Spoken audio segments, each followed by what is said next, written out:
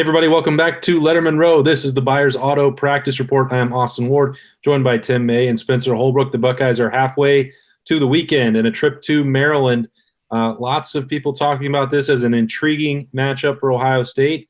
Maybe the secondary in flux and Maryland starting to throw the football around a little better. But that wasn't really a huge topic of conversation for the Buckeyes today ahead of practice because Justin Fields, Luke Farrell, Jeremy Ruckert representing the offense, and then Tuff Borland, who had shared some memories from 2 years ago. The Heisman and that 2018 matchup seemed to dominate the topic of conversation. Tim, what was your main takeaway as the Buckeyes got ready to get back on the practice field today? Main takeaway is that Tuff Borland does, in fact, reflect on that 2018 game a little bit, because it's not so much what happened there might happen again. It's just like that was clearly a learning moment. When you just miss stepping into a trap door, in a house of horrors, yes, you feel great that you escaped, but you also remember how you felt when you almost fell into that door. And I think that kind of like drives him and motivates him, just like they're reflecting on sort of what went wrong, what went awry in the third quarter last week against Rutgers. They kind of let their guard down a little bit, and you saw what happened. This is what we know, and they know.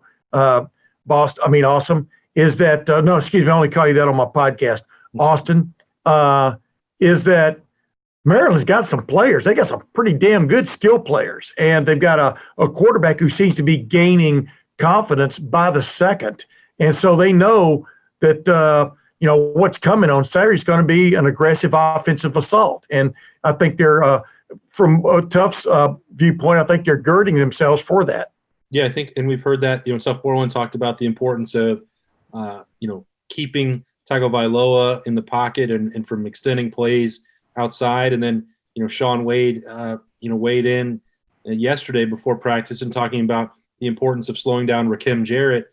Yeah. Those are two extremely talented players and highly recruited players. They're the best, players on that roster. And you stack them up side by side, Spencer, and this is still a matchup that's dramatically in favor of Ohio State. That's why there's a 27-point spread. But, you've kind of basically this whole week has narrowed down this one matchup between Tagovailoa and Rakim Jarrett and Ohio State's secondary. Yeah, it's interesting that everybody focuses on that, because the thing that I keep focusing on is the fact that Maryland's defense hasn't stopped a single person. I mean, Maryland's defense has looked bad through 3 weeks, and I give no credit to Penn State's offense, because Penn State's offense is bad enough to make Maryland's defense look good. But when Minnesota is able to put that many points on Maryland, and when Northwestern's able to put that many points on Maryland, I pity what Ohio. I'm trying to figure out what Ohio State's going to do to it. But that's the matchup that I look for. But while everybody else is focused on Rakim Jarrett and Tua's brother, Talia, I think Ohio State's going to be up for this challenge. They've heard about it all week. This is one of those classic matchups where Ohio State gets a little doubted. What's going on with the defense here, and then they just show up, and the offense is supposed to give them a run for their money, and it doesn't happen. I feel like that's what we're headed toward. But for now, the storylines are good enough to keep us satisfied for a while. Yeah, let's not be misconstrued here either. I mean, do I think Ohio State's going to get beat Saturday? No. Do I think that Maryland thinks its major chance to be in this game and swinging in the fourth quarter is scoring a lot of points? Absolutely. Are they looking at things that Ohio State has given up, especially with guys on the run through their defense, et cetera? Absolutely they are. And Ohio State's looking at the same things and trying to keep that from happening, trying to keep a freshman, Rakim Jarrett, from going off on him like he did last week against Penn State. Every Maryland scoring play that day was 30 yards or more. I mean, we look back on 2018, that was the true nightmare for that Ohio State defense, was just giving up huge play after huge play all through the season. And, we've seen a little bit of, like last week, we saw a little glimpse of that, with Rutgers doing it a couple of times. And yes, that's a cause for concern for the Ohio State defense. I think I want to make sure that we get it right. This is a 5-star player in that offense. I believe it's Rakim Jarrett, name, after the Rakim. I called him Rakim. I'm sorry. Yeah. I just want to give him the proper credit. I'm spending this whole week, Maryland, Mike Loxley, not going to call him Little Tua. I'm going to give full props to the competition this week. That's my goal and my new leaf that I'm turning over. Yeah, I was going to say, clarify that is your new leaf. Now go ahead. And that's so, maybe I'm enjoying that. Just bright side for all opponents. All right, Spencer, you talked about this with trying to figure out what Ohio State can do against this Maryland defense. And Justin Fields, we're not turning over a new leaf here talking about how productive and prolific he's been, but even he admitted that those numbers are a little bit crazy, to use his words. 13 touchdowns accounted for against 11 total incompletions through 3 games. You updated the Heisman Trophy odds for him this morning in Scarlet Sunrise at Lettermen Row. He's got to be the favorite, and he can only add to that. Really, his completion percentages, there should only be one way that can go at 87%. It's going to be hard to sustain that, but, man, it's insane what he's doing. Yeah, it's so shocking when he throws an incompletion. And I think we've said that now for 3 straight weeks, but it still holds true. When he throws the ball and it's incomplete, it's like, whoa, did that actually happen? It's mind-blowing how efficient he's been. And it's not that he's explosive. It's not that he's finding Chris Olave and Garrett Wilson and whoever he needs to at an incredible clip. It's the efficiency, because he could still be doing it, throwing 21 of 40 or 19 of 37. But instead, he's doing 21 of 24, 23 of whatever. He's doing it at an almost 90% clip, and the efficiency is just what's so striking, because while Ohio State's run offense has been good, it hasn't been efficient, and Justin Fields just makes up for it anyways. You talked last week about they don't care about getting into 3rd and 15, 3rd and 17, because they know they have a player that can bail them out of that. And that goes back to how efficient he is, because more times than not, he's going to complete a pass, whether it's on 1st and 10 or 3rd and 15. I just think the efficiency is what stands out so much to me. Yeah, and we correct you. They know they have players that can bail them out of that, with Chris Olave, Garrett Wilson, Jeremy Ruckert, all these guys. That's your top 3 receivers, at the moment. And when you consider one's your slot guy, one's one of your wideouts, and the other's one of your tight ends, that kind of goes hand in hand with the story I'm writing for later this week about just the depth of this Ohio State offense, where it can go. If you try to take this away, it can throw this right at you on the very next play and stuff. And that's what really stands out. And like Ryan Day said when I asked him about it, having that ridiculous experienced but talented guy at quarterback is what allows you to go that direction. I think I got an interesting question about that this week, Tim, that also feeds into what you're looking at. And that the question was, and it's a fair question, but it seemed just kind of silly to look at, which was, is Justin Fields relying too much on Chris Olave and Garrett Wilson? And why wouldn't you? They're 2 of the best receivers in the country, for one, but 7 other guys have caught passes, 6 of them, 5 or 6 of them have multiple catches. Even Luke Farrell's got, 3, and you talked about Ruckert with 9. Like, they've got a bunch of guys who could be the 3rd receiver, but those 2 are at such a high level. And until somebody can stop them, I don't know why you would do anything else. But that's still only about 58% of the completions for this team. Yeah. It's not as if they're the only weapons Ohio State is using. Yeah. You just gave me chilblains there because I grew up in the era when it was Ken Stabler to Dennis Holman, when it was Jerry Rome to Howard Twilley, when it was Pat Sullivan to Beasley. I didn't name his first name because I hate Auburn. But I digress. But my point was, I grew up in that era when those keystone combinations, 3rd and whatever, 2nd, 3rd, whatever, the other team couldn't stop it, for the most part. And you're seeing that right now. The thing you have right here is a 3-headed monster with Justin Fields, Garrett Wilson, and Chris Olave. And it's mind-boggling to me that a few times this year that Justin Fields has looked downfield and apparently not seen somebody open, and that has happened a few times. And now you throw the tight end, the 2 tight ends on the field at the same time. It's just hard to believe that can happen. It can on occasion, but that's what we're looking at right now. We're looking at a double play combination, Tinkers to Evers to Chance, Justin Fields to Garrett Wilson to Chris Olave. I don't know how you ever take both of those guys out of a well-designed pass play. And there's nothing wrong with leaning on that. I think you agree with me.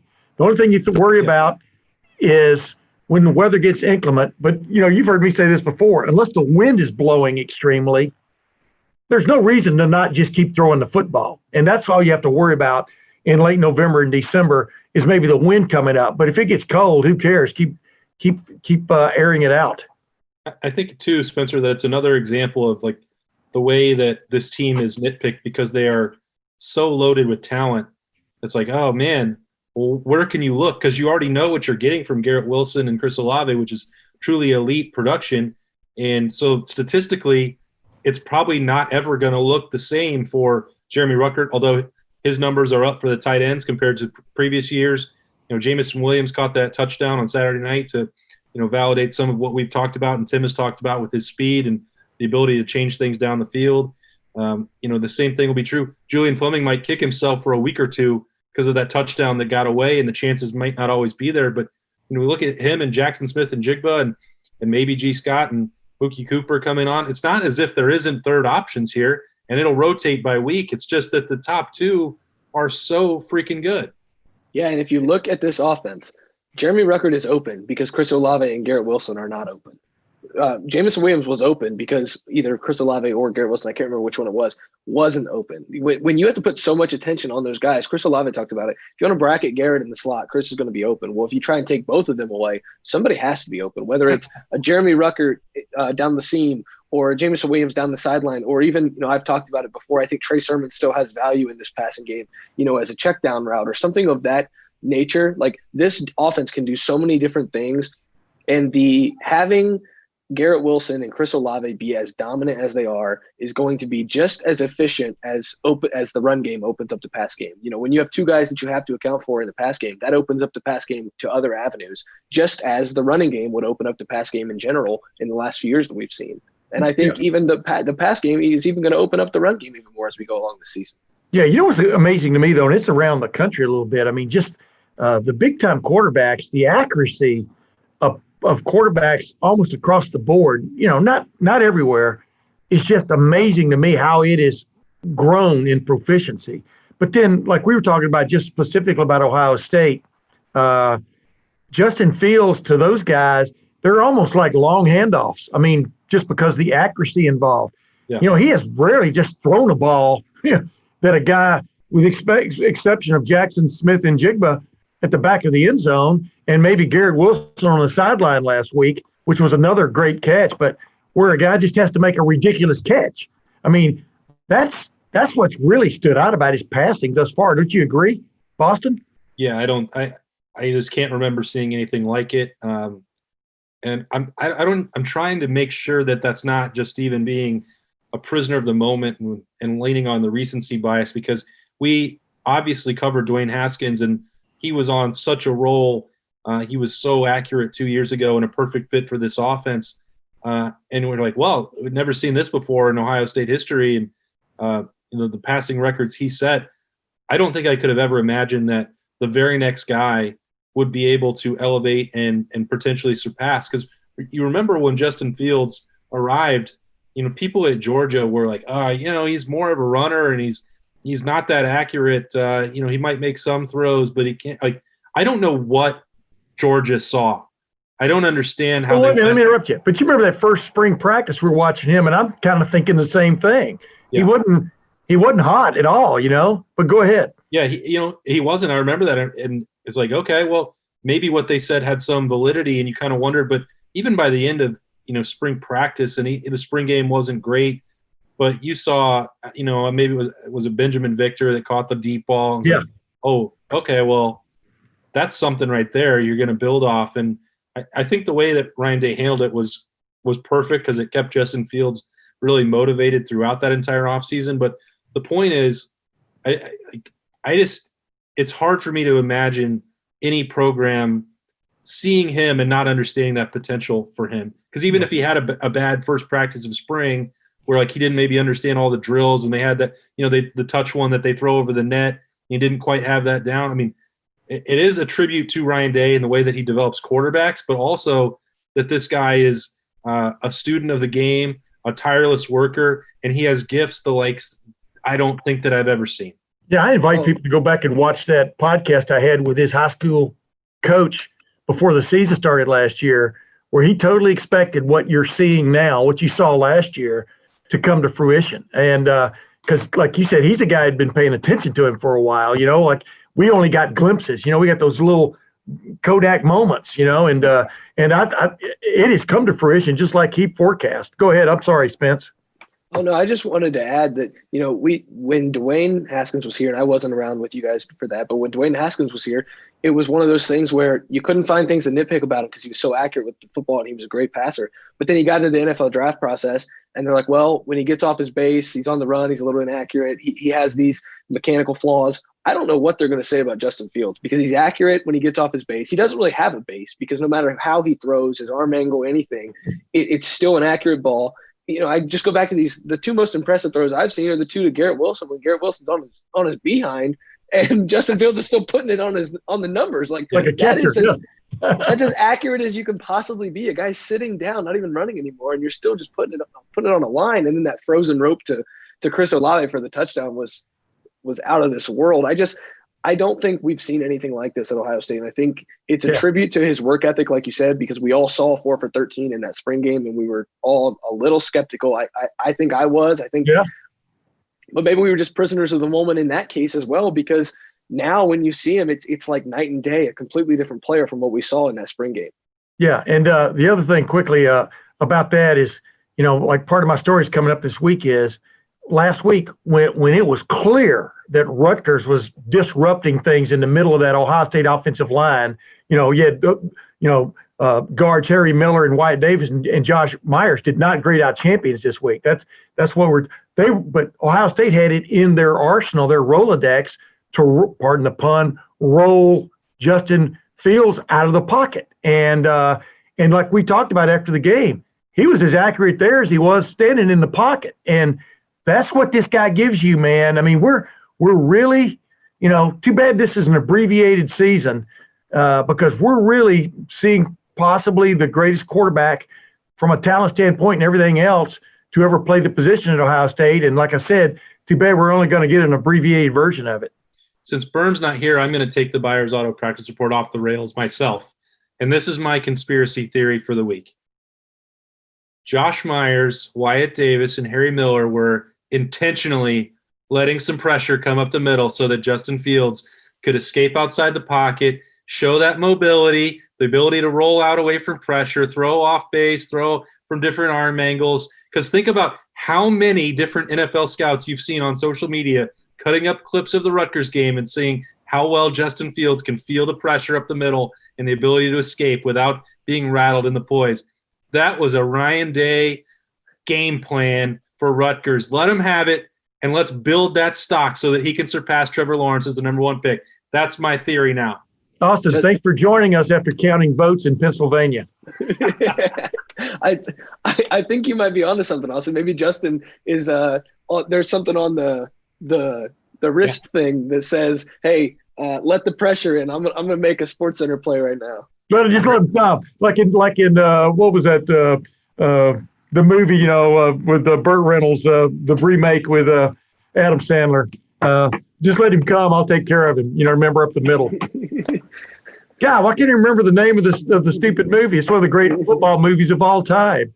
Oh, The Longest Yard. Yeah, Longest Yard. Remember he let the guy come up the middle? Then he took care of him with pinpoint accuracy.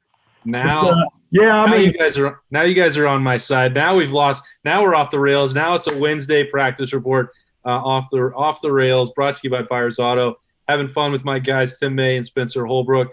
I am Austin Ward. A couple more days until Ohio State at Maryland. We'll have full coverage for you as always at Lettermen Row. Stay with us.